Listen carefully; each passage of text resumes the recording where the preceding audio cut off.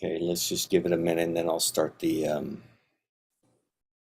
okay, we are streaming on the page now, and I will start the share screen.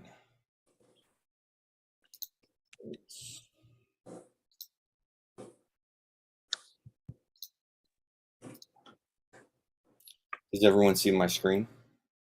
Yes. Excellent.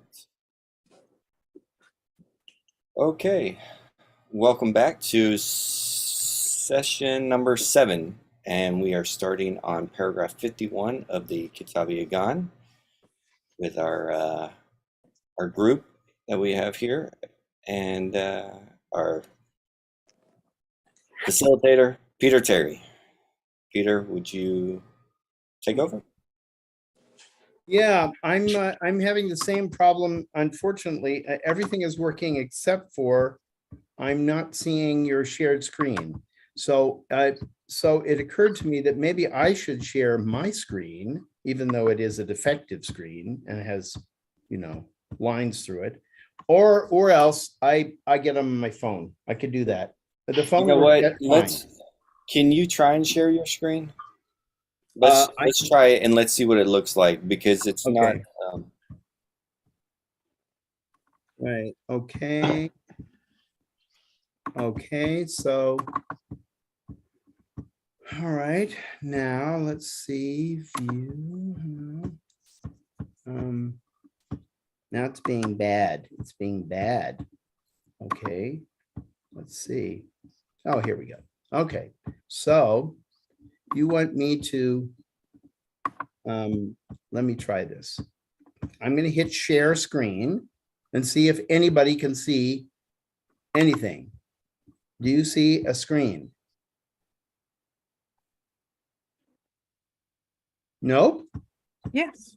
You do. Well, not anymore. You don't see a It screen. went away. That was my screen that was still on for some reason. Oh, okay. Oh, Try it one more time, Peter. okay. I don't think you can do both at once. Okay, so let's see. Do this, and then we'll go. I'm sharing a screen. Do you see anything? No. No. That funny? Okay, so apparently my share screen function is kaput. All right, I will share my screen, and then if you can get on with your phone. Yeah, I'll do that right now. Do your best to keep your phone in front of your computer, though, because your audio is better from that way. Oh, I see. So I could leave. So should I have both of them on at the same time? Yes. Yes. Oh, okay. All right. All right. Well, that's great. So there's that. Okay. See. Well, you don't have to be quiet. Well, that's good. Let's see now. I suppose while Peter is trying to get his phone up, does anyone have any questions? Anyone have any comments specifically?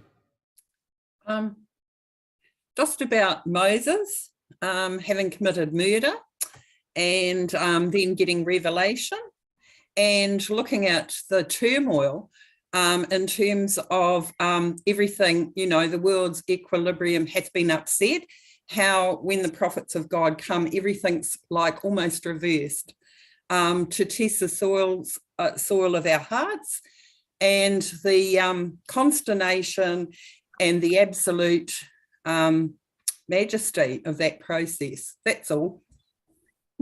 What great question. All right, let's see.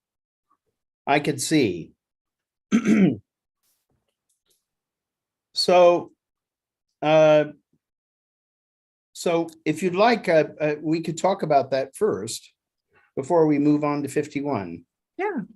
Yeah. All right. Quite stunning. Okay. I'm going to remove my. All right. Can you hear me now? Yes, we hear you fine without the echo now. Okay, without echo. Good. All right. So there are layers to this. Yeah. One of the layers, of course, Bahá'u'lláh talks about this in the Kitáb-i-Íqán. He says that this is a test. And this test of the people of his time, it's very interesting because every single one of the manifestations of God has characteristics or has behavior that people find problematic. And that becomes an excuse for them not to recognize him because, of course, you're not good enough to be my promised one. So, and I'm sure in the case of Jesus, it was the fact that he wasn't married because all proper Jewish boys are married by the time they're 20. So, I mean, come on, you're 30 years old and you're not married. Something's wrong. I mean, you know, you could just go on and on. Every single one of the manifestations had characteristics that the people found objectionable. These are recorded in the Quran, they're recorded in the Bible and other scriptures as well. So in the case of Moses, under normal circumstances, the fact that somebody would stand up for a countryman who was being insulted or attacked by somebody, and this is in effect a sort of defensive homicide. And so in most cases, that would not be regarded as an awful thing to do. But in the case of Moses, it becomes an issue because they're saying, yeah, but he's supposed to be perfect and he killed somebody and he shouldn't have done that. Or, you know, at least he should have gotten a message from God telling him to do it, right? And so one of the layers here is that if the manifestations don't act like human beings, then human beings don't have a way of relating to them. They're not, they have to come across as having human characteristics and not just divine characteristics. And in fact, part of the challenge for someone to recognize a manifestation is to be able to see beyond what are described as the clouds. Remember, Bahá'u'lláh interprets the symbolism of the clouds, of the Son of Man coming in the clouds, as being the cloud of his human body. This is obscure. This is an obscuring factor for people because they're expecting a Messiah who's going to have superhuman powers. He's going to be Superman, all right? And so when he comes down and he's a human being, this is really hard for people to accept. But on the other hand, if he wasn't a human being, they couldn't relate to him either, because who can relate to something that's so fantastic and all powerful as the divine nature of the manifestation? I mean, for example, don't you know that story when Jesus is on the mountain and he's meeting with Moses and Elijah, and his followers see this and they freak out. They just can't, what is going on here? And even more freaked out when the voice of God comes in and says, "This is my son," you know? So people basically have a really hard time dealing either with the manifestation as a manifestation or the manifestation as a human being.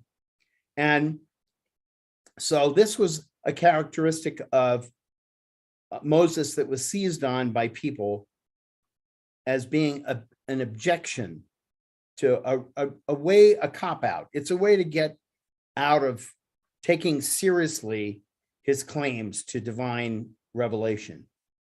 Another layer of this is revealed actually in the Persian Bayan, where the Bab says the manifestation of God cannot be judged according to human criteria because he's not a human being. He doesn't follow the human rules. And so every single time you see him doing something that seems bizarre and strange to you, you have to remind yourself, well, wait a second, this is a manifestation. He's got another set of criteria that he has to follow that are different from us. So that's another layer. And undoubtedly there are other layers as well. But probably the most humanly relatable of these layers is that we always find excuses for not recognizing the messenger of God. It's been going on for tens of thousands, maybe hundreds of thousands of years that we do this. And so it's just general human behavior. It's the reason why it's so difficult for us to teach the faith. You know, you'd think that we could simply present the life of Baha'u'lláh and the teachings of Baha'u'lláh, and everybody who heard about it would immediately become a Baha'i. But obviously, that's not happening. So actually, I wrote a book about part of that. And the reason why I wrote a book is because it became such a detailed subject to consider that I decided that it deserved a book. And in any case, I couldn't possibly summarize it in an article. So if someday you're interested, I can point you in the direction of that book. It's available through Amazon, or you could just look for you can look for Proofs of Prophethood, Peter Terry, and you'll find it. It's been up there for a while. One of the proofs of the prophets are that they are opposed by the people of their time, because it happens every time. There is no manifestation who is widely accepted by people in his own lifetime. So I hope that that was an adequate answer, at least for now. Excuse my little cough. Let's see. 51.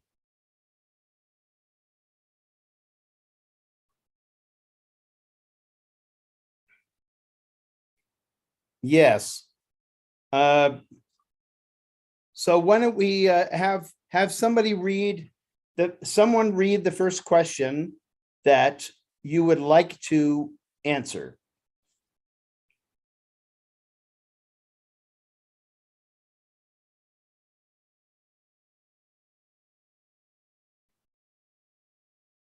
There are no takers? I'll read it, Peter, but I don't think I'll necessarily have an answer, but I'll read it. The Okay. principal handicap for all those who would know the true meaning of the verses revealed by God is our materialism. We judge everything according to our senses, and so we believe in literal interpretations of the word. But as Baha'u'lláh queries, were this verse to have the meaning which men suppose it to have, of what profit would, one may ask, could it be to man?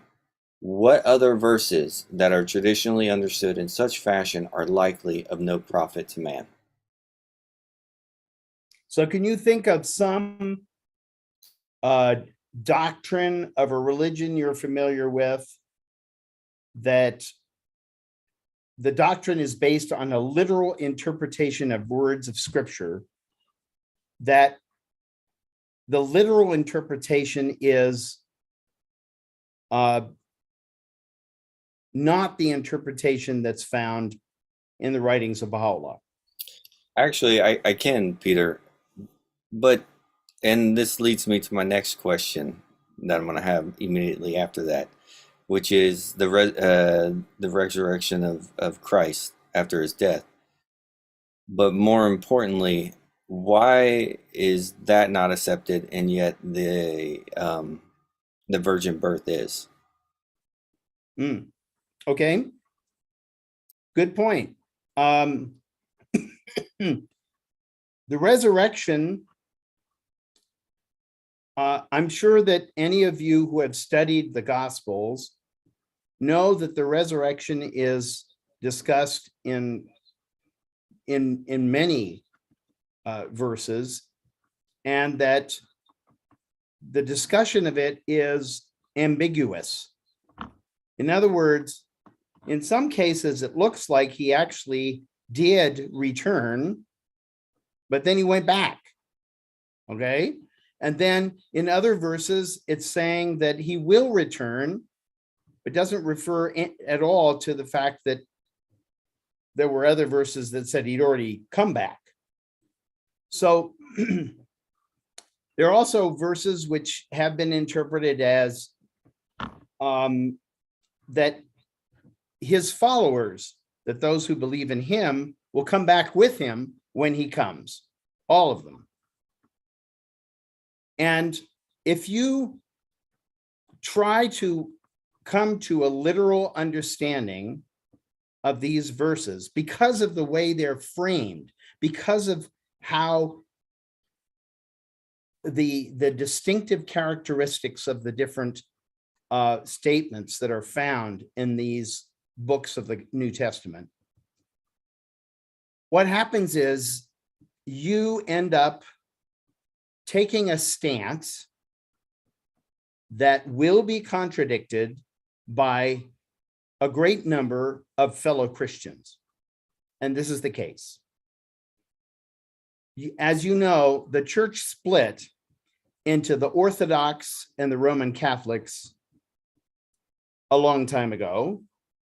And then around 1500, it started splitting up into Protestant denominations. There are now somewhere around 40,000 different denominations of Protestants. And as you know, if you follow the news, Roman Catholics can't agree with each other either. And neither can the Orthodox, as evidenced by the fact that the Orthodox of Ukraine are staunchly in support of the Ukrainian government, and the Orthodox of Russia are staunchly in support of the Russian government, and they're killing each other. So this has been the difficulty with Christianity, is that the predictions and descriptions of the resurrection have been understood so differently by different groups of Christians. And very early on, the people who had the most different interpretations, some of which were very close to the Baha'i interpretation, were actually removed. They were, we don't know whether they were killed or whether they simply died out through natural means, but we know that virtually everything they wrote, every trace of what they wrote, was either carefully hidden away or destroyed. And in fact, in 1945, in a town called Nag Hammadi in Egypt, they found a huge collection of writings by people who were what we would call heretical Christians. In other words, they disagreed with the mainstream ones. And so for the first time, we were able to actually read documents that had been talked about for hundreds of years, well over 1,000 years, without us having any copy. So I bring that up because, you know, people say, well, the Baha'i interpretation of the resurrection is different from the Christian. Well, which Christian? Okay. And then you could say the same thing. The resurrection is also talked about in the Quran. Which interpretation of the Quran would Baha'u'lláh be agreeing with or disagreeing with? There is no unity of doctrine among the followers of either of these religions. And Baha'u'lláh doesn't approach it as being a peacemaker, of giving a version that will be happy for everybody. Instead, he's telling it like it is. This is what Baha'u'lláh does. He's telling us the truth. And the truth is, in the case of resurrection, is the resurrection is a spiritual phenomenon. And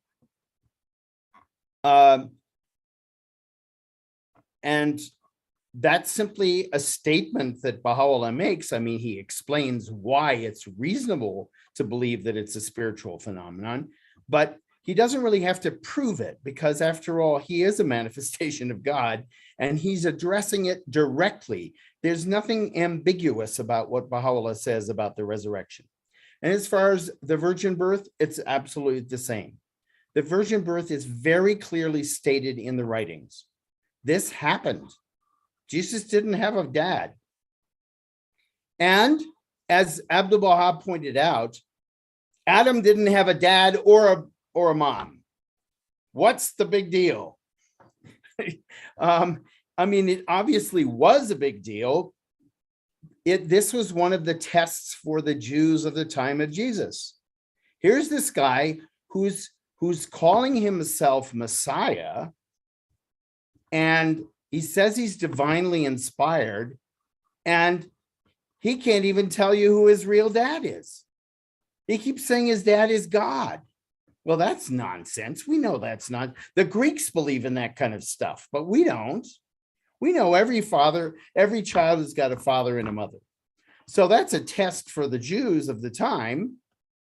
It wasn't a problem for the Greeks. So as you see, very few of the Jews were actually converted to Christianity, and lots of the Greeks were. And hence the growth of Christianity went westward.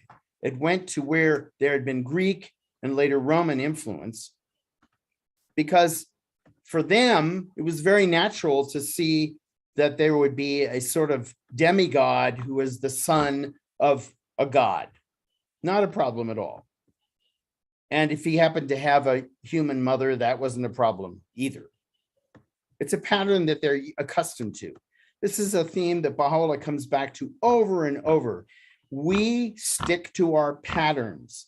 When we're presented with a new pattern by a manifestation of God, we don't like it. And most of us don't even bother to investigate whether he's real or not. We just dismiss him out of hand, because not to do so would be to undermine our entire worldview. And we're not about to do that. So I wanted to just bring out this question of materialism, because we don't usually correlate literal interpretation with materialism. But maybe we ought to. Maybe we ought to, because we know from the many references in the letters of the Guardian, for example, that he underlines that the biggest feature of the current world order is its materialism.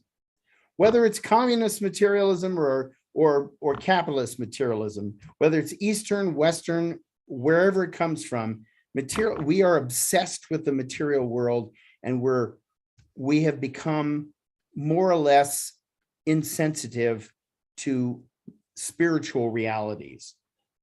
And it seems to be moving increasingly in that direction. If you read the facts, you find out that, a generation or two ago, most Americans went to church or synagogue, right? But they went to services. That's not to say that they were all believers. It's not to say that they were led very devout lives, but at least they gave that much interest in their religious upbringing. And nowadays, it's becoming more and more common for people to simply drop out altogether. Church membership and attendance has dropped off tremendously, even in the last couple of decades. Now, I asked a follow-up question, which was, if they are of profit to someone, who would that be? Who would those people be? In other words, materialism of who is materialism and materialistic perception and literal interpretation of scripture, who does it benefit?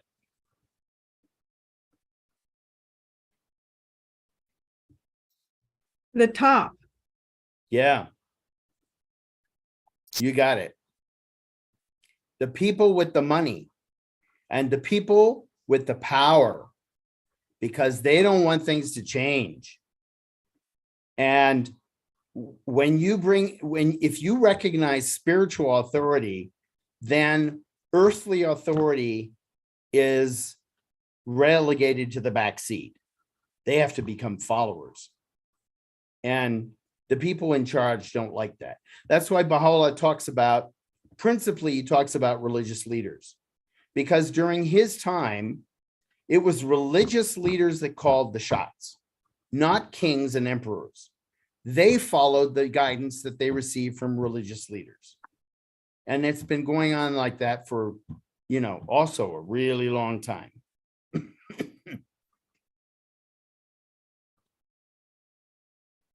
And then, okay, question number 3. Are all the divine verses to be interpreted in a non-literal fashion? Are there exceptions?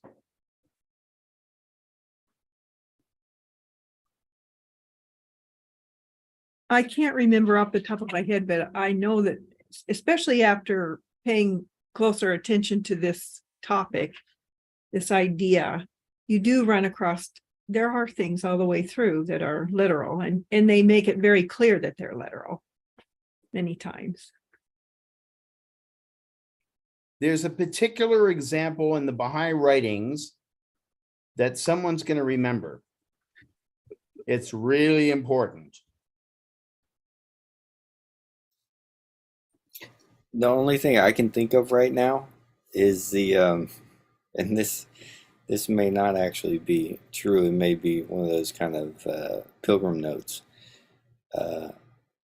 Wasn't there a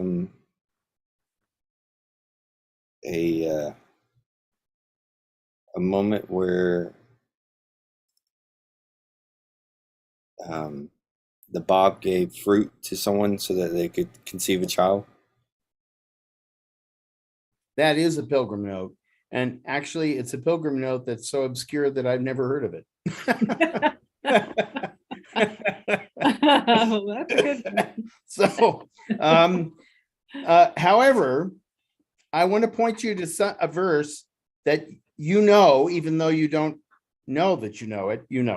And it's the one, it's found in the Kitáb-i-Íqán, and it was also found in another tablet of Baha'u'lláh, where he says that there will be no revelation direct from God for at least 1,000 years. There you go. And then he says, anybody who interprets this in any other way than the literal fashion is, and he uses very strong language. He basically says, you're in trouble.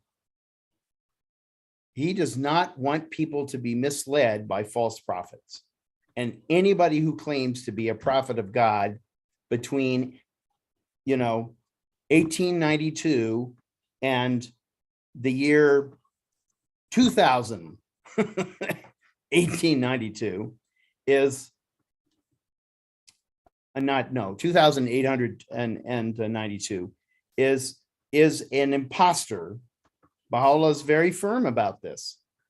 And in fact, you may have heard of the story that one of his sons, his second son, Muhammad Ali, was kind of encouraged by some of the believers to consider himself capable of revealing verses. And Baha'u'lláh had to, be quite severe with that son to explain to him that that's not possible and cut it out. So that's a verse which is meant to be understood in literal fashion. And there are a number of other verses. And just can I ask you, well, the laws of God are not esoteric. I mean, they say what they say in these statements, and they're literal, Yes, from many the of them are. Kitáb-i-Íqán, for goodness sake. Yes, but sometimes there's nuance. For example, Oh yeah, that's right. in the Kitáb-i-Íqán, it says that a man may have no more than 2 wives. Okay, so But then how then- come bigamy is not allowed in the Baha'i community? Very simple, because Abdul Baha said this was contingent on showing justice to No. both wives, which is impossible So therefore, you can't have more than one wife. Yep. Okay. There is ambiguity, but basically, it's quite a few of them are quite unambiguous. Yeah. Yeah, they are. Well, and you have to read all the writings. You can't just pick and choose the ones you want to use. No. That's very true. And there's a very beautiful passage in one of the prayers of the fast, where Baha'u'lláh says that my true follower, if it was to be commanded of him to observe the fast every day of his life, he would do it, Mhm. which is quite an extraordinary statement. Okay, really think We'd about probably be healthier. it. Yeah, well, healthier than overeating, that's for sure. You wouldn't be Some of us would be dead, especially people with diabetes. Oh, that's true. Oh, well, they probably So wouldn't it's have about a gotten. balance. They Yeah. wouldn't have gotten it. I'm just being facetious. I Yeah. mean, you had to put that in there. Well, they would not have gotten diabetes though, because That's right. The the chicken fast and the egg. really, yeah, it really is a healthy way of Yeah. Living. Yeah, Yeah. it really is. Really is. Yeah. Well, but also considered that Baha'u'lláh obviously didn't want to test the believers to that degree. That would have been hard. Well, and we have grocery stores now, and they didn't have all that back then. Mhm. It was easy to get. And freezers and refrigerators. Exactly. Well, we were hunters and gatherers, and things were very much more balanced. Absolutely. And by the way, fasting is encouraged Yes. in the writings. It's encouraged that we fast for health purposes. Yeah. And it's just that we only have 1 month where it's required that we fast. And then the other thing to take into account is in the Kitáb-i-Íqán, Baha'u'lláh gives so many good excuses for not observing the fast. Age, women who are having their period, women who are pregnant with children, you go on and on. There are a number of different outs. Yeah. And probably, considering that he left so much to be decided by the Universal House of Justice, Yep. the House will find that there are other reasons to either minimize the impact of the fast or actually permit individuals with certain conditions to completely forego it. In fact, I don't know this for a fact, but I'm guessing that if somebody has a good medical reason, like diabetes, for not fasting, then they're off the hook. They don't have to fulfill a commitment that would endanger their lives. No. But it's correct to say that our lifestyle, when we were hunters and gatherers, there was natural fasting between seasons anyway. Yes. Just on a material level, I'm not talking about the spiritual purpose of it, but as we've evolved and we've manufactured and etc. In terms of balance, there isn't any. But when we were hunters and gatherers, there was a balance. Nature gave it to us, and there were weeks when people didn't eat between seasons. So it was a very, very healthy, in one way of regulating our body, and possibly too, people weren't savage, probably also our spirits.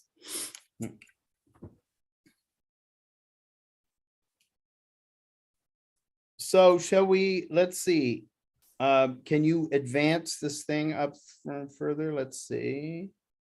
All right, yes. All right, now we're on 52, and 52 is short.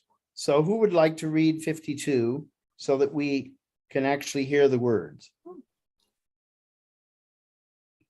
I'll read it. Right. 52. In like manner reflects how the elevated heavens of the dispensation of the past have, in the right hand of power, being folded together, how the heavens of divine revelation are being raised by the command of God and being adorned by the sun, the moon, and the stars of his wondrous commandments. Such are the mysteries of the word of God, which have been unveiled and made manifest, that aptly thou mayest apprehend the morning light of divine guidance, mayest quench by the power of reliance and renunciation the lamp of idle fancy, of vain imaginings, of hesitation and doubt, and may kindle in the inmost chamber of thine heart the newborn light of divine knowledge and certitude. You know, I just want to share something that came to me as you were reading that. If that passage alone were to be placed in front of or read to somebody who has a spiritually open heart, that should be enough. Yep. It just says it all right there. All of these characteristics that, you know, that are plagues to the humankind are removed when we devote ourselves, we give ourselves, we trust the manifestation of God. Yep. All of those things. And then and then kindle in the inmost chamber of thine heart. This is not, this is nothing outside of us. It's inside of us that changes. And later on, he's going to talk about the new birth, which reiterates something that Jesus was very emphatic about, that we must be reborn in the Spirit. So what are the questions? Let's see. Do we have a role to play in our awakening to divine knowledge and certitude? Yes, or does it just come to us? What's that word? Effort, perseverance, patience, determination. Are those words we revisit? Yes. Yes, I think that we can't, he says this so many times because we want so much that it will just be an automatic download. Like we just want to, can I just push a button someplace and I'll just get it all, and if anything, as we've become more technologically developed, we've become less, no, I should say we've become more allergic to effort, more allergic to working for something. Mm-hmm. But then someone's going to ask the question, but how about those people who just get it? They encounter the truth and they understand it immediately. Yeah. I Yes, don't think, but their effort happens afterwards, because you can come to an immediate understanding that this comes from a manifestation of God. And then you have to spend the rest of your life implementing it and finding your own internal obstacles as well as external obstacles to doing so. So the effort's always there, unless you become a Baha'i and immediately die. that'd be good. Quick way out. Got a quick and easy exit. Yay. Yeah, I in and don't out. think, sorry, I don't think it's a passive. First of all, as you say, it's you go, oh, and with that paragraph, I accept. But then we are told that when we say we believe, we are not put to the test. Bahá'u'lláh, he gives us admonitions about this journey. It's not flowers and roses. It's very, very hard work at times. And there's a purpose behind that. It's about, pretty much becoming our own true self, the one that God knows better than we know when we begin this journey. And that trust in the best beloved, it grows through this journey. For some people, it's in the blink of an eye. People like me, probably 200, 300 years time, but whatever, you know, starting that journey, that first recognition. And thank goodness it is like a rebirth, and it's wonderful because all the hard work comes after that. Mhm.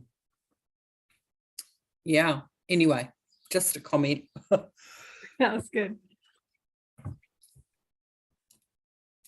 All right, let's see. 53 is also short. Let's have someone read that one.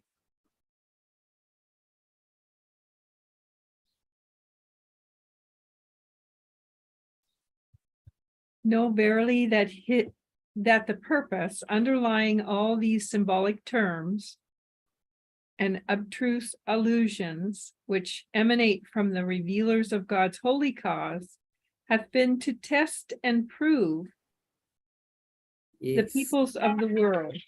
that's it, babe. Sorry. Mm, That thereby the earth of the pure and illumined heart may be known from the perishable and barren soul. From time immemorial, such hath been the way of God amidst his creatures, and to this testify the records of the sacred books. Yeah. Now, if you happen to be drawing a blank on this one, I would refer you to the parable of Jesus about planting seeds. Yes. He's talking about the seeds. Some of them fall on rock or other barren land, and they're never going to germinate. Others fall on land that's too wet, and they're going to rot. And others fall on land that is not only can grow, but they're going to have favorable conditions of sun and of rain.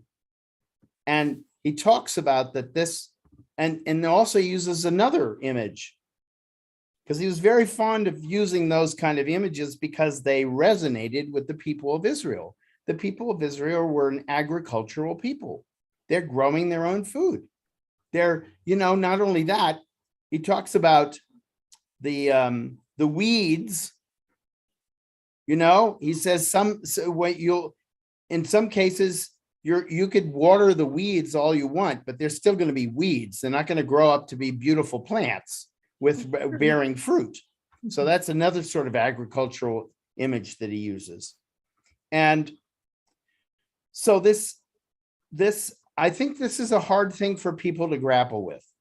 And I think the reason why it's complicated is because we assume or we wonder is it God who is testing us? In other words, is he placing obstacles in our path?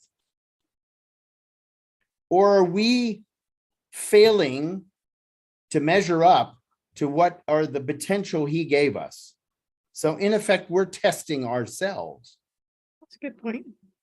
I think it's an important distinction to make, because otherwise we can blame it on him. We can say, well, look, you tested me and you made me, all right, first of all, and you tested me and you said I'm not good enough. Well, then that you made a failure. That's not my fault. You should have made me differently. But I think the point is here is something very different, which is that we have the potential, all of us, to live in Yes. paradise.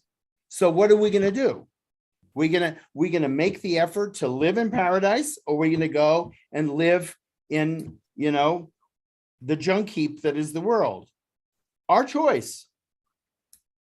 In the Tablet of Ahmad and many other places, by the way, Bahá'u'lláh says that we are entirely free to choose this path or not to choose it.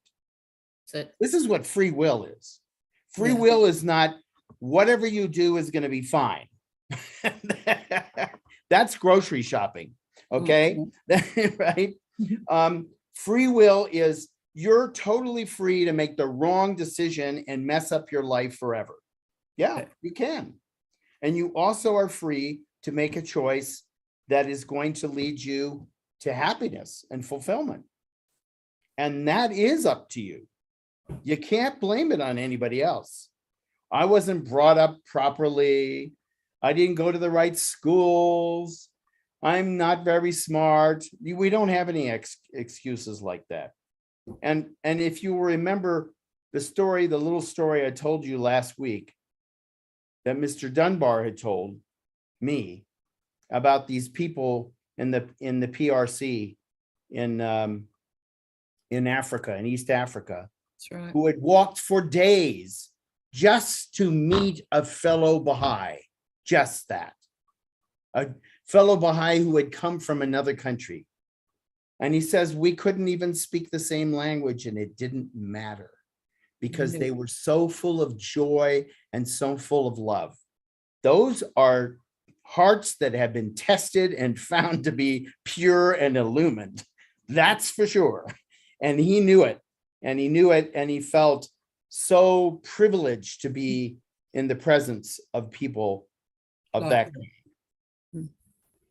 You know, sometimes I think that the reason why Bahá'u'lláh, Abdu'l-Baha, and Chogi Effendi so stress the importance of travel teaching and of pioneering is because it changes us.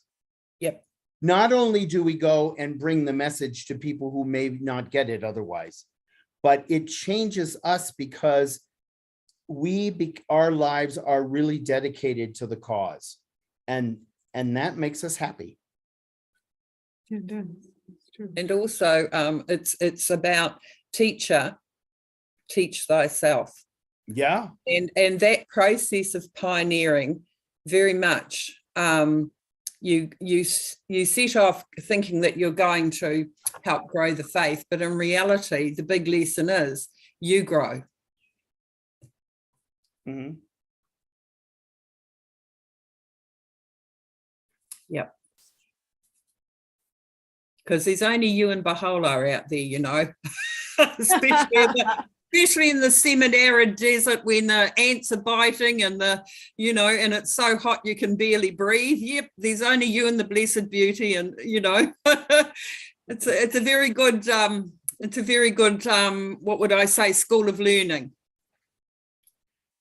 And also those counsels that he gives of do not despair if you are the only one who believes. That's right. It's so, you don't really experience that if you don't leave your comfort zone.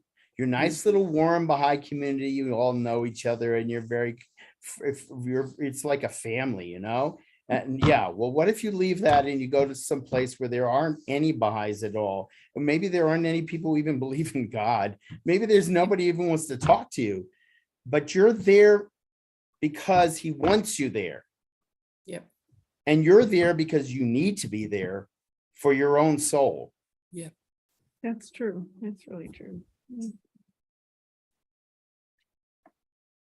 Shall we do to 54? Are you all familiar with this story of the changing of the Qibla? Yeah. Yeah, I Yes. remember when I first read that and I thought, well, what's the big deal changing the Qibla? I mean, It's a big deal. Do I care whether I'm facing Chicago or New York or, Montreal or, I just didn't get this for the longest time until I realized Yep. that this is your orientation in life, Yep. right? You want to be always mindful of where your beloved is. And when your beloved is alive, it's wherever the beloved is. And when they've passed on, it's wherever they're buried. And that's an orientation that human beings have had for thousands of years. And it's only perhaps in our own time that the whole concept of having that kind of orientation is hard to comprehend. But the more you do it, this is, I think, so important, is the more that we do it, the more it has a transformative effect on ourselves. And the more we understand, the more we can sympathize, empathize with the Muslim who is doing what the Quran told him to do. And then suddenly Muhammad shows up one day and says, no, we're not doing that anymore. We're doing this instead. Well, what do you mean? You know, this was the word of God. The word of God was to do this. Now you're telling me I'm supposed to do something totally different? A lot of people lose confidence. They lose confidence in the manifestation because of that. It's a major test. And frankly, it's a major test for Baha'is when they encounter things that they weren't expecting in the writings. I remember a wonderful friend who, when he discovered, you know, back in those days, if you didn't read, before the Kitáb-i-Íqán was published, nobody really knew what was in the Kitáb-i-Íqán. Especially if you didn't have a copy of the codification. And the codification is, you know, it's a list. So it doesn't have the same effect on you as reading the actual translation. So anyway, this fellow he was very happy to be a Baha'i until one day he discovered that if somebody committed murder, there was an option for a death sentence, and he couldn't do it. He couldn't accept it. He was so firmly convinced that the death penalty was completely inhuman and wrong in all cases, that he could not accept that this would be revealed as a law of God. And it didn't matter that Baha'u'lláh gives the option of imprisonment. It didn't matter. The very fact that it was there at all was more than he could handle. So for in terms of his experience, it was as if the Qibla had changed. You understand? Because prior to that discovery, it didn't exist in the Baha'i faith he knew. This, I think, my personal opinion about this is that we have to be very careful when we teach the faith to people, that we do not conceal difficult things from them. They need, now you don't want to hit them up with everything all at the same time, because that's probably what happened to him. But you have to do it. You cannot conceal the difficult teachings, because if you do, you are putting a stumbling block in that person's way. And you may actually be responsible, at least in part, for them leaving the faith. And here you wanted to attract them to the faith. You wanted them to have a happy life of involvement in the faith. But because you hid something from them, thinking, well, they can't handle it, it's like a fulfilled prophecy. Yeah, they can't handle it because you didn't tell them about it. There is a quote about woe betide he who causes the feet to slip, etc. It's a paraphrase, but you know, there's a big onus put on that we are very, very truthful and very, very careful. You know, woe betide, you know, to cause someone else to slip. That's a terrible thing, actually. You know, also we need to examine our own hearts and ask ourselves, do I not want to talk about the difficult things because I haven't come to terms with them myself? And if that's true, well, then you better get in touch with yourself and work that out before you go out and teach the faith to somebody. Okay? Because you need to be ready to teach them the whole faith and not just the part of the faith that you're comfy with. So what about the idea that we're all on different paths? We all have different perspectives. We all have different ways of seeing the world. If you believe that, I believe that you have an obligation not to conceal anything difficult, but to help someone to understand the faith in the way that they are able to see and understand it. And I will not tell people who I know are actively gay that, anything about what the teachings in the faith, because I just don't. And I don't believe that I'm responsible for them. I'm not putting an obstacle in their way, but, everyone sees the world in a way that is different and can be limited if you don't agree with it. I think this is a very important question. And we must always have compassion and empathy for the people we are teaching. There's a matter of timing. What if you're teaching somebody and they're an alcoholic? Okay, and not a repentant alcoholic, not somebody in AA, or somebody who's trying to control it, but somebody who is a flagrant boozer. You can't just level with that person,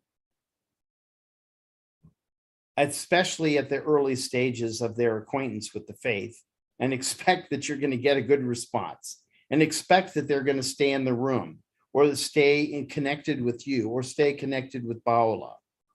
It has to be done artfully. It has to be done. This is why he talks about we have to be physicians to humanity. We have to heal people.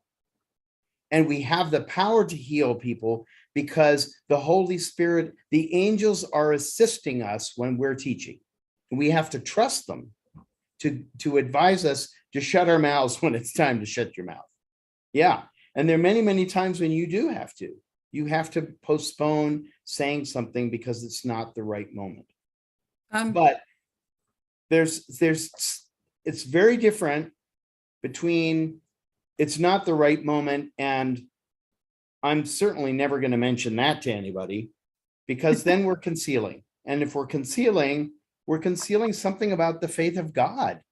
And they're never going to be able to encounter the whole faith of God unless somebody tells them the truth, the unadulterated truth.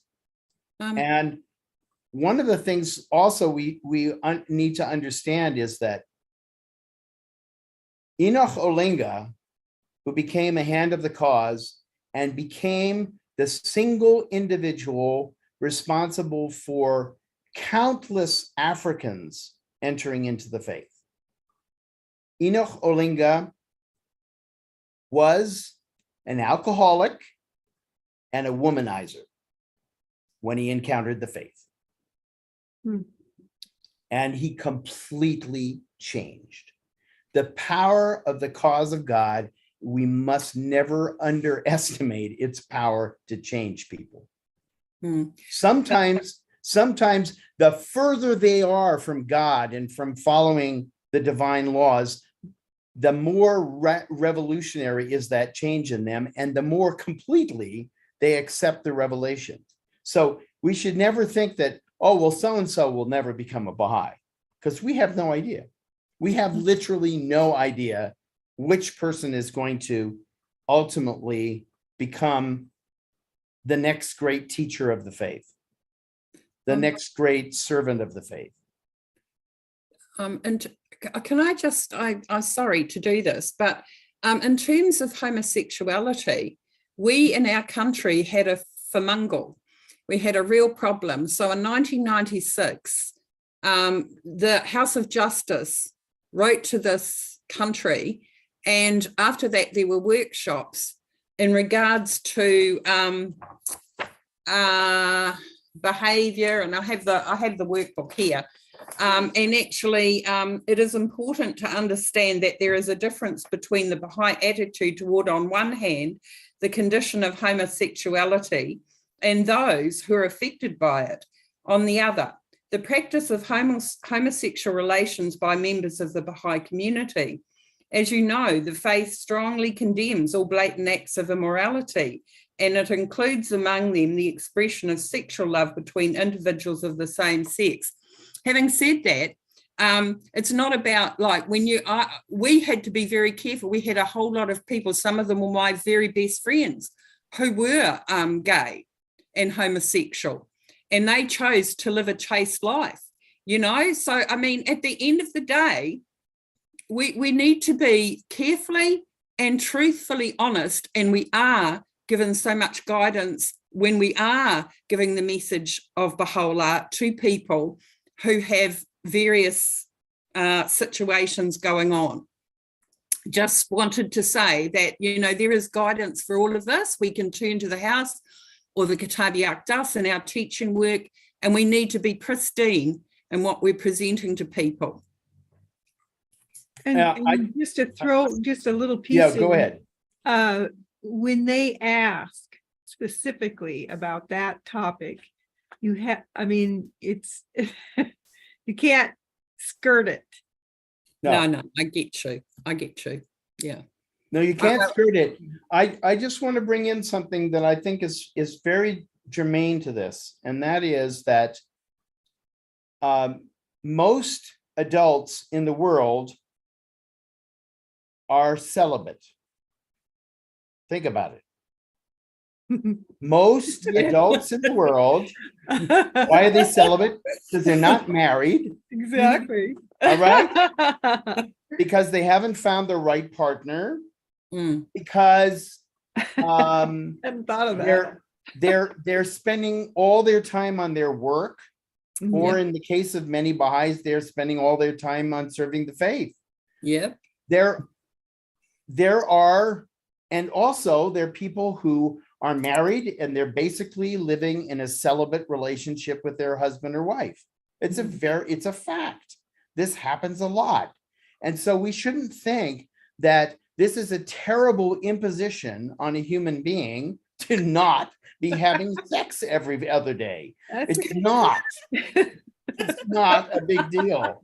We think it's a big deal because our culture tells You can us. always go for a run. Yes, you can always go for a run. Or, by the way, you might even want to say a prayer. Yes. You know? And, you know, Baha'u'lláh makes this extraordinary statement that he reiterates in the Epistle of the Son of the Wolf, where he says, my true follower is the man who will not look twice at the most beautiful woman in the world. Yep. Wow. Okay. You know? And by the way, he follows that immediately by saying, my true follower is the one who will not give a second look at gold. Yep. So what are the big temptations for human beings? Money and sex. Okay. And he says, Go deal for a run, with it, people. guys. Deal with it. Deal with it. This is life. This is life. It's not. Get over the fact that everybody around you thinks these are the two most important things in the world. They aren't. Okay. And you know what? We're all going to discover that. We either discover that earlier or later. And later comes very quickly. I'm 69. Who knows how much later I have to go in this world, but I'm going to go to the next world. And I hope that I have a really good understanding by the time I get there that, you know, those two things I can let go of. You know? Oh, goodness me. How gorgeous. Oh, dear. You know, this is, I think, one of the reasons why Baha'u'lláh uses such really graphic language about the power of prayer. He talks about how the divine sweetness of the prayer, you know, this is, we don't have any clue yet. We're still a very new religious community in terms of really going into the depths of how the writings can change our way of feeling about the world. We're very adolescent as yet. Very. Yes, we are. Very. God. And like all adolescents, we act like children a great deal of the time. Absolutely. Where are Welcome, my toys? I want my toys now. welcome to Kindy, everyone. Yes, there you go.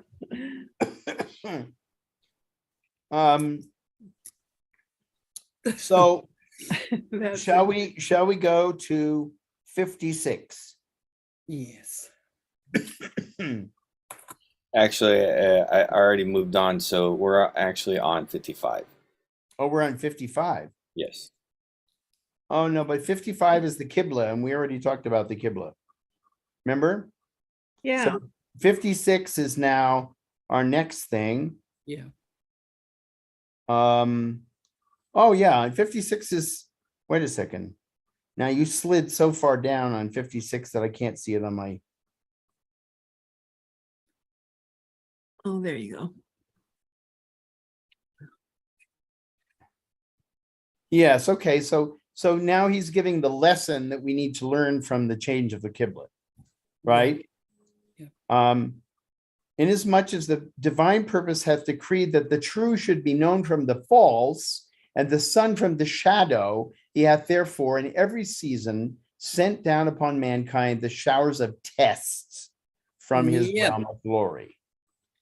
And what we need to learn is to relish in the tests, because the tests are his way of, let me see if you can handle this.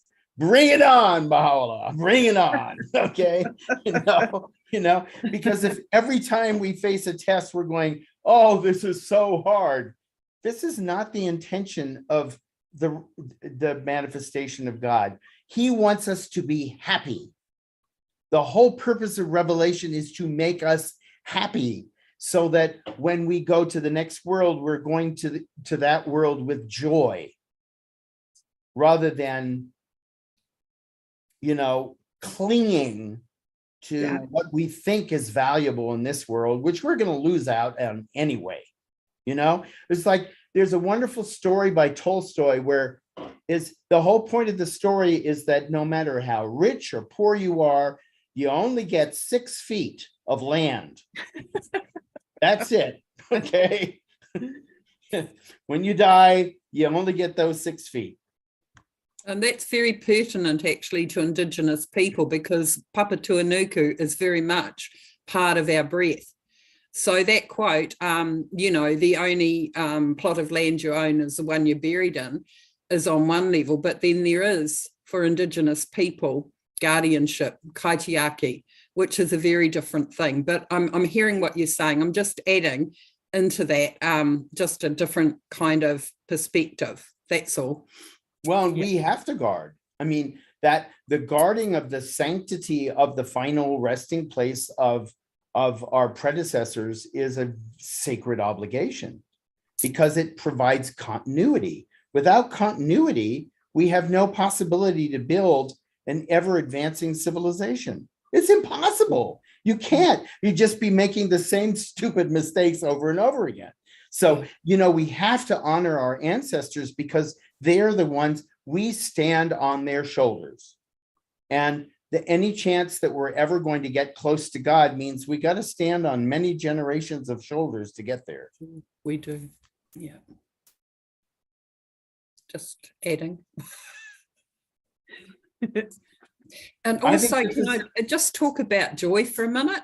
I think we have to be careful not to look at joy through our materialistic eyes either, because there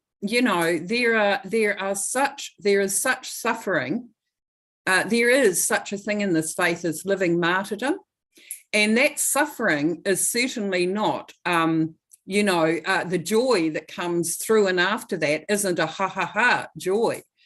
It's a very indescribable kind of joy. It's a very it's related actually to the connection of that soul to the creator, because without that, if you have been tested beyond, the only kind of real joy that you have is in that love. So I think I'm just trying to be pedantic about the different kinds of joy, because there is like, wow, I've passed that test, that's great. Because when we're talking about tests, we're talking about a huge, massive range of things that each individual actually is tested in very, very different ways. And, you know, just putting it out there. And I say that because, you know, there is living martyrdom where you're killed for your faith. And there's living martyrdom where you die inch at a time in regards to sacrifice day by day. And those two things bring joy of a different kind. It's not like having been tested severely, it's an appreciative joy. It's not a quick fix joy. It's a very deep and resonating joy. Just being pedantic, sorry. No, I like that. So I have a little comment on that, which is that if we go back and we look at the way the word joy was used in previous generations in the past, and particularly if you look at scripture and you look at the use of the word joy, it never refers to worldly things. It always refers to something spiritual. Joy, and when you think about it, joy, that, for example, I saw my two daughters were in a performance, several performances actually, of the Nutcracker, a ballet.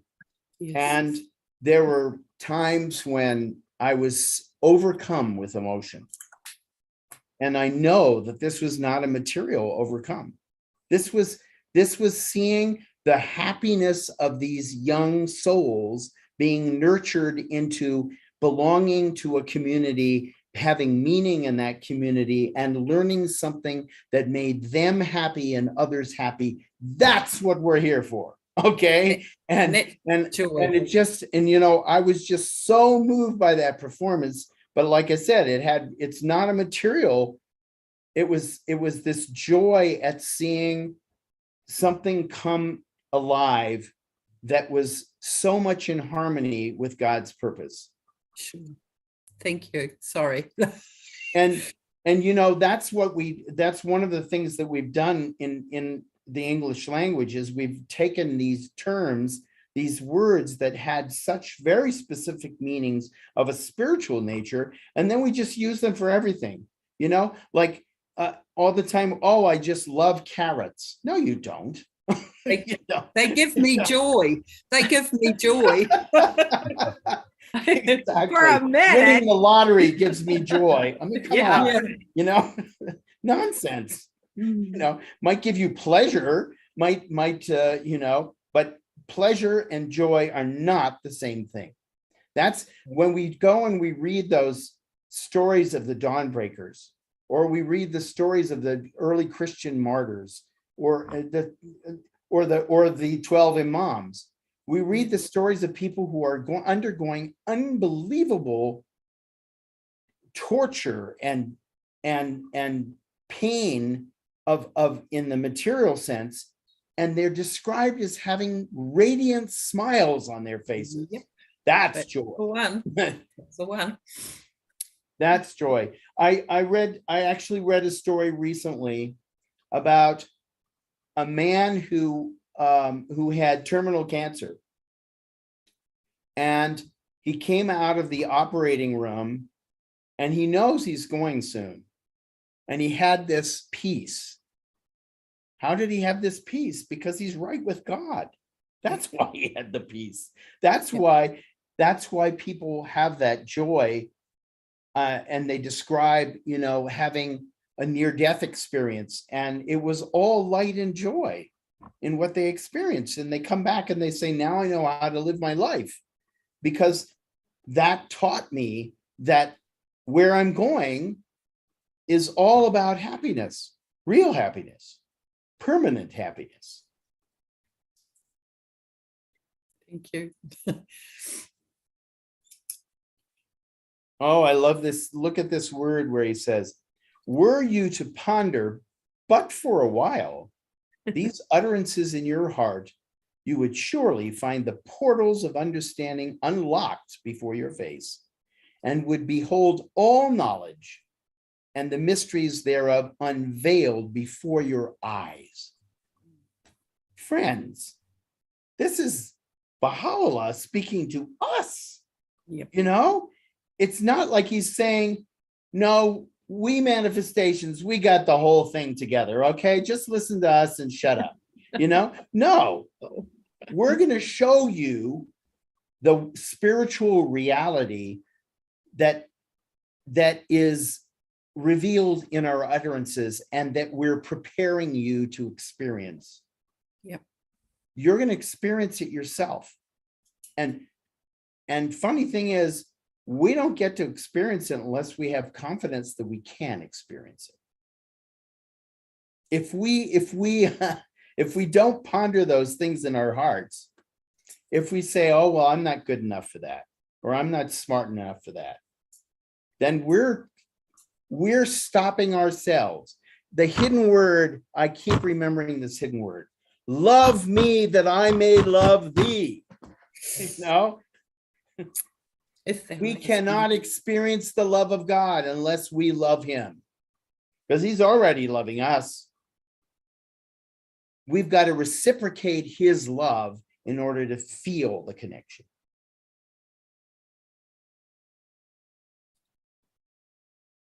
Of course. So another promise he's going to make in 57. We're meant to meditate upon the lives of the prophets of old. So easily would they come to know and understand the ways of these prophets, that they would cease to be veiled by such deeds and words as are contrary to their own worldly desires, and thus consume every intervening veil with the fire burning in the bush of divine knowledge, and abide secure upon the throne of peace and certitude. That's a promise. That is a promise. And meditate upon the lives of the prophets of old means this is for everybody. This means that if the Christian meditates upon the life of Jesus, and the Muslim upon the life of Muhammad, and the Buddhist on the life of Buddha, they have access to this knowledge. This is a promise to all of us. This is a very long paragraph. Have you read far enough into this so that we can discuss the 3 questions?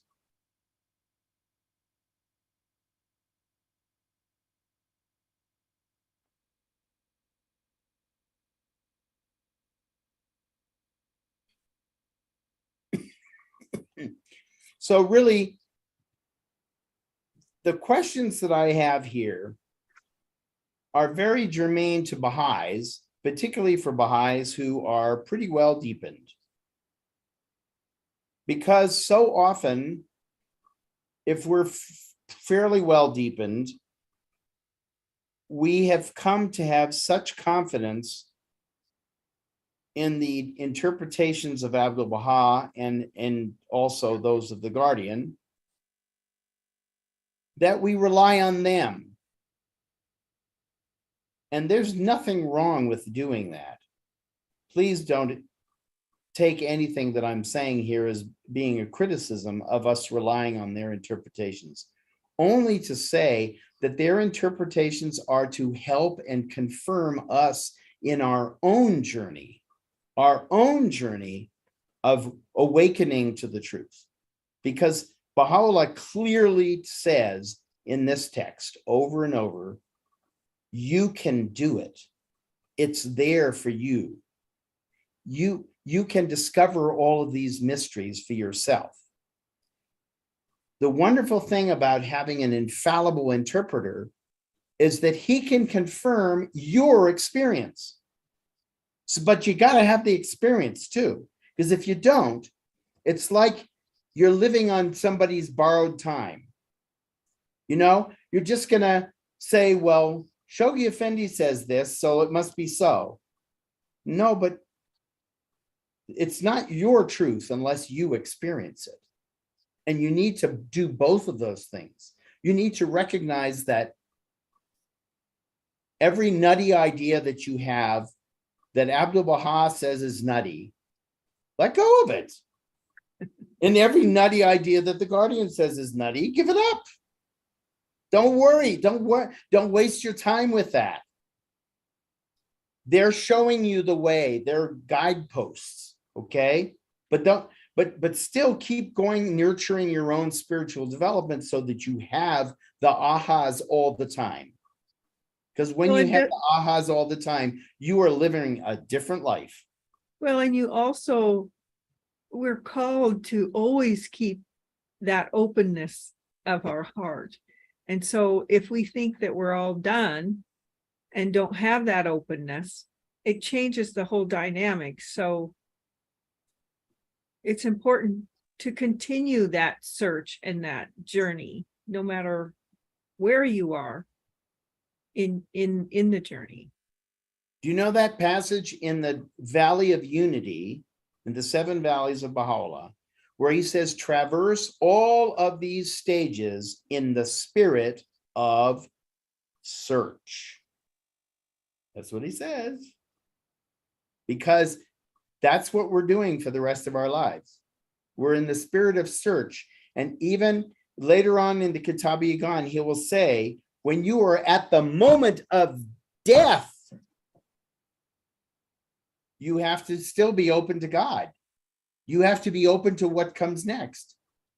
Because he says how often people at the moment of death will turn away from God, and how often people who have been turned away from God for their entire lifetimes turn towards him. Exactly.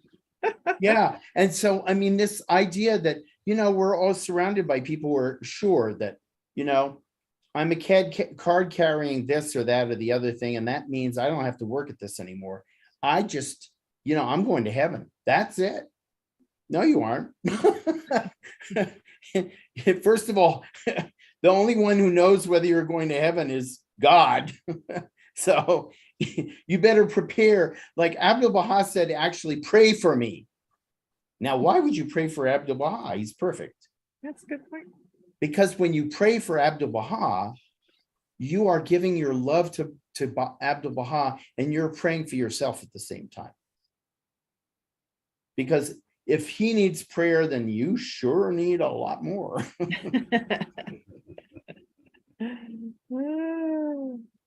Hmm.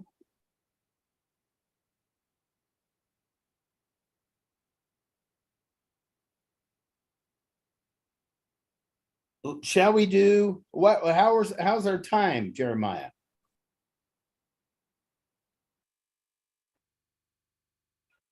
We're good. We've got about another 15 minutes. Okay. So why don't we do 58, and then we'll see if anybody who hasn't spoken very much today wants to say some words or wants to ask some questions. And by the way, whoever's going to read this passage, this is a beaut too. Wow.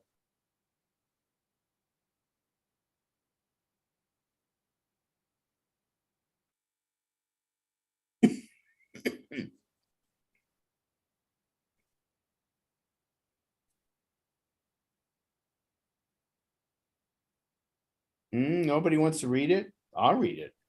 I love this passage. And now ponder in thy heart the commotion which God stirreth up. Reflect upon the strange and manifold trials with which he doth test his servants. Consider how he hath suddenly chosen from among his servants and entrusted with the exalted mission of divine guidance him who is known as guilty of homicide, who himself had acknowledged his cruelty, and who for well nigh 30 years had, in the eyes of the world, been reared in the home of Pharaoh, been nourished at his table. Was not God, the omnipotent king, able to withhold the hand of Moses from murder, so that manslaughter should not be attributed unto him, causing bewilderment and aversion among the people?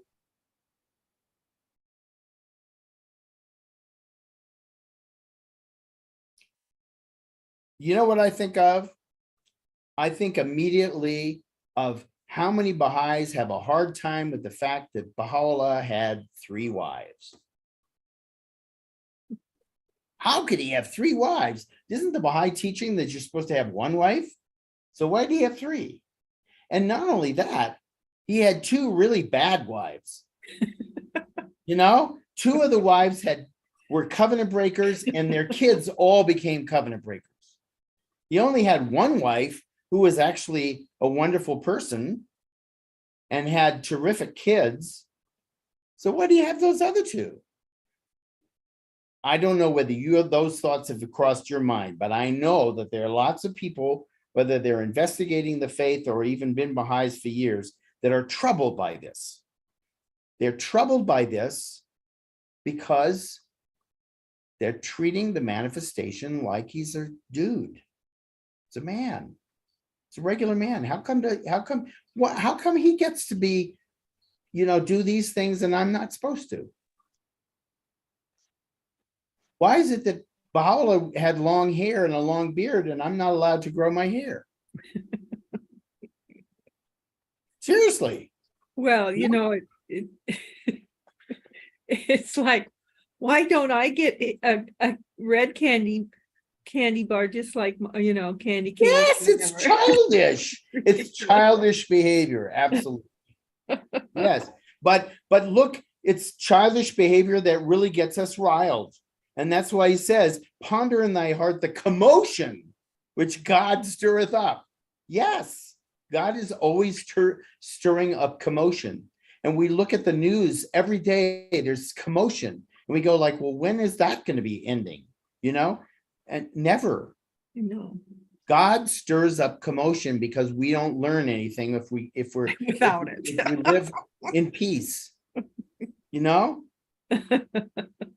It's true. It's like I'm thinking about all those people who like go to Florida or to Phoenix or something in order to finally can have some peace and quiet, like a nice retirement community with a golf course and a cafeteria and people that are just exactly like me. That's no, unfortunately, you're really missing out because as we get older, we need more agitation because agitation, all that commotion comes to us really naturally when we're younger. We're dealing, my 3-year-old is in commotion because I won't let her eat candy all day long, right? But I need commotion because my life doesn't necessarily have, huge trials and difficulties every day. But we shouldn't be wishing those things away. Those are the things that actually mature us. And obviously, when we see behavior that does not match ours or what we expect should be ours,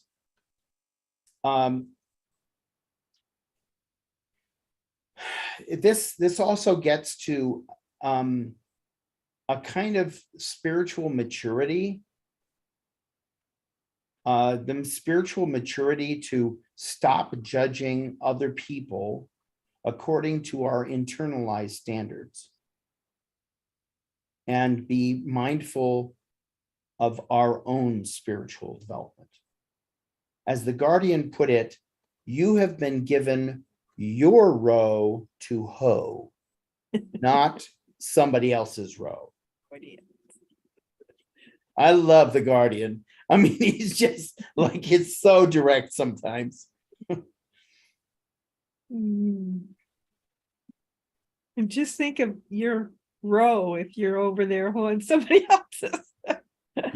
Yeah, your Your row's row's full a of weeds, mess. for sure. Well, and that, Jesus talks about that too. He says, why are you trying to take the splinter out of somebody else's eye and you've got a beam in your eye? First take the beam out of yours, then you can take the splinter out of that other person's. And I don't think, for a long time I thought that what he was getting at was don't use your judgment. But that doesn't make sense. We have to use our judgment, but we have to use our judgment first of all to purify our own minds and hearts and behavior. Because as long as we're doing the wrong things, thinking and feeling the wrong things, we cannot see clearly what other people need help with. And as somebody else brought this up, you have to live the teachings in order to teach the teachings. You can't teach properly unless you're living the life.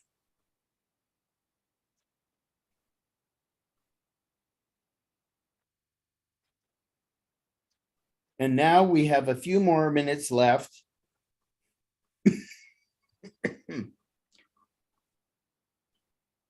What would you like to say?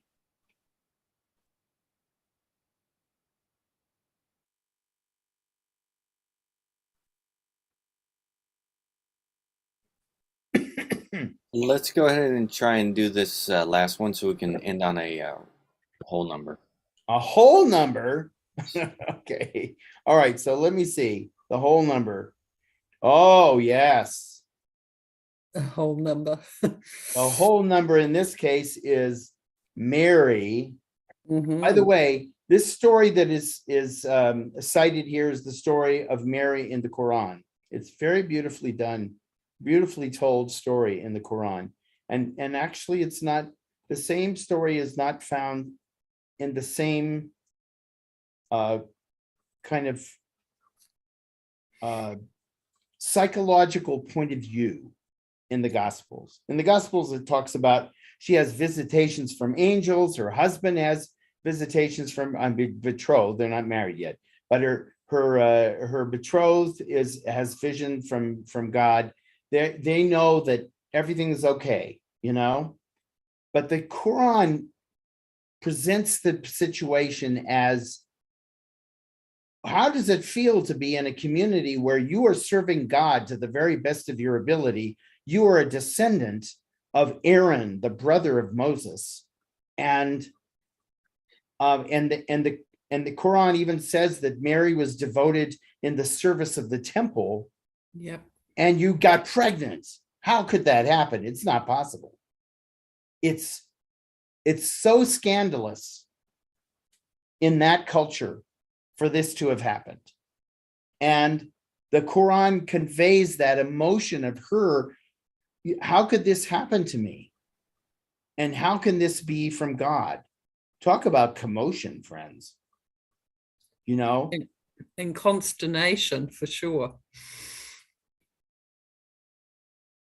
Yeah, like talking, raising their voices and saying, "Oh, sister of Aaron, thy father was not a man of wickedness and unchaste, nor unchaste thy mother, but you got pregnant by who knows who," you know? And in fact, one of the traces of this outrage and of this suffering of Mary, yeah, is to be found in the Talmud, because in the Talmud, some very ill-advised stories existed that claimed that Mary was pregnant by a Roman soldier. Oh, wow. And that she was condemned by her community because of this.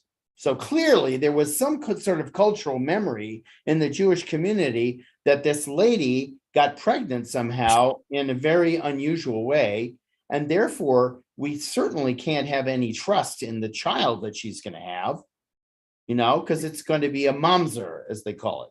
It's going to be a bastard. And also the stationhood of women in those days was low, in a low estimate anyway. So, you know, it's a double whammy really, isn't it? Poor Mary. well, and it also is a reflection of her. She got a really big test because of her Sure. capacity. Yeah. I mean, you know, Yeah. it shows her station is so high, because most of us would not have done well. Hmm. You know? Yeah, it is that, yeah, of course. Very, very special. And sometime we'll have a chance to talk about Mary Magdalene, Good. because even though Roman Catholic tradition and also Orthodox Christian tradition, regards Mary, the mother of Jesus, as the most holy woman of really all time, and call her the mother of God. In the writings of and talks of Abdu'l-Baha, he says that the woman who brought a smile to Baha'u'llah's face every time she was mentioned was Mary Magdalene. Yeah. I read that. And that is such an interesting story.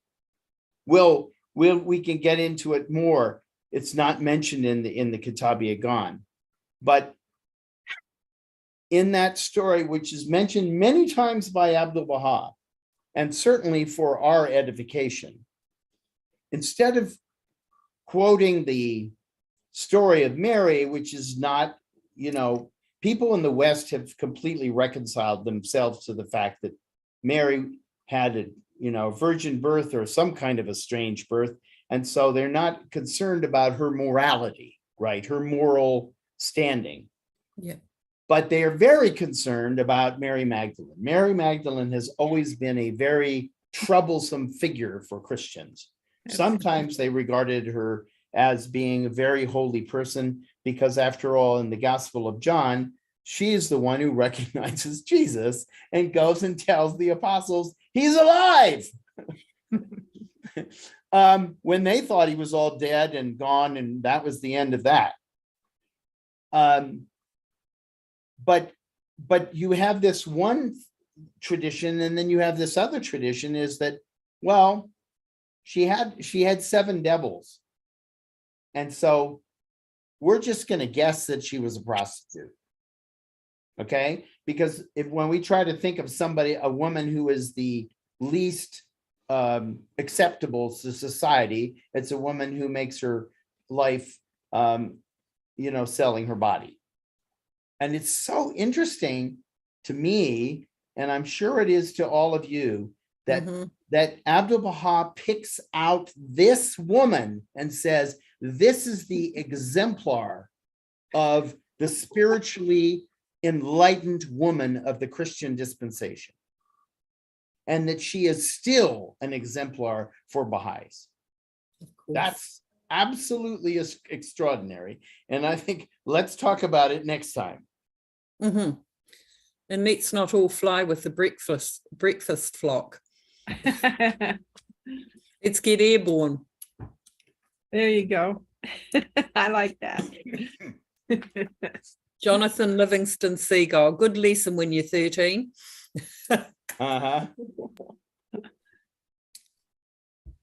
So how much more do you want us to read? No, that's fine. No. I mean, for next week, what do you want us to read to? Oh, well, I mean, we should try and get through at least the next 10 if we can. But I think we average about 5 in general. So that's fine. Okay. So if we, anybody who could do 10, we'll try to get to 10, and We'll be ready. Yes, we'll be ready. We'll be let's ready. do this. Wonderful. Well, thanks for joining, everyone. You guys have a lovely evening, and we'll see you next week. Thanks, Thank you. everybody. Thanks, Thank you Jeremiah. Very much. You're Yeah, welcome. thank you, Thank you, Jeremiah, for Jeremiah. having